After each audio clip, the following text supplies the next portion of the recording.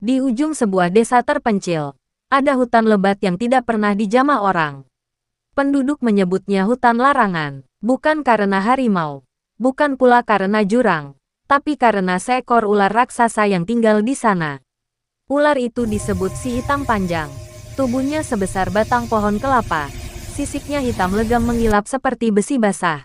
Matanya merah kekuningan seperti bara api. Panjangnya tak ada yang tahu, orang hanya melihat bekas jalurnya di tanah, selebar perahu nelayan.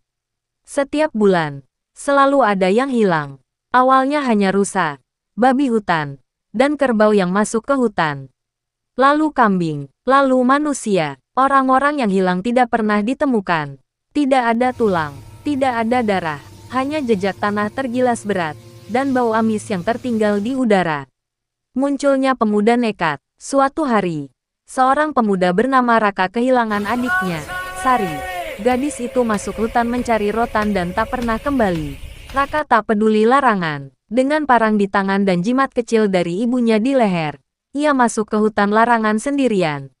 Semakin dalam ia masuk, hutan terasa semakin sunyi. Tidak ada burung, tidak ada serangga, bahkan angin seolah enggan berhembus. Tanah dipenuhi jejak aneh seperti bekas kayu raksasa diseret perlahan. Raka mengikuti jejak itu. Sarang sang ular. Ia sampai di sebuah lapangan gelap di tengah hutan. Tanahnya hangus hitam. Pohon-pohon sekitarnya tumbang dan remuk. Disitulah Raka melihatnya. Seekor ular raksasa melingkar di tengah lapangan. Tubuhnya berlapis-lapis seperti gunung hitam hidup. Mulutnya terbuka sedikit, memperlihatkan taring panjang melengkung dengan cairan kehijauan menetes dari ujungnya. Di dekat kepalanya, terlihat kain baju manusia tersangkut di duri sisiknya. Raka gemetar. Tiba-tiba, mata ular itu terbuka. Tanah bergetar saat ular mengangkat kepalanya setinggi pohon kelapa. Ular itu mendesis keras. Suaranya seperti ribuan ular kecil bersatu.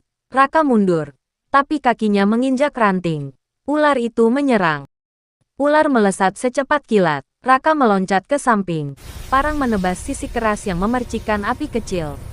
Sisiknya terlalu kuat. Ular melilit batang pohon dan menghantamkan tubuhnya ke tanah, membuat Raka terlempar.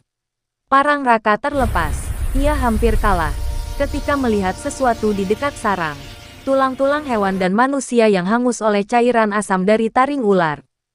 Raka sadar bukan kekuatan yang bisa mengalahkan makhluk ini, tapi akal.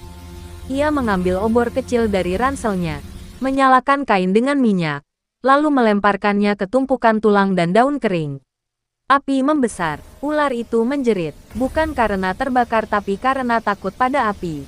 Saat ular mengangkat kepalanya menghindar, Raka melompat dan menusukkan parang tepat ke langit-langit mulutnya yang lunak. Ular meraung keras, menggeliat, tubuhnya menghantam pohon-pohon hingga tumbang. Akhirnya tubuh raksasa itu terdiam. Raka hari itu, tak ada lagi hewan dan manusia yang hilang di hutan larangan. Hutan kembali bersuara, burung kembali bernyanyi, penduduk menutup hutan itu selamanya. Dan sampai sekarang, orang-orang desa berkata, di hutan itu dulu hidup monster yang memakan segalanya. Tapi ada satu manusia yang cukup berani untuk masuk, dan cukup cerdas untuk keluar hidup-hidup.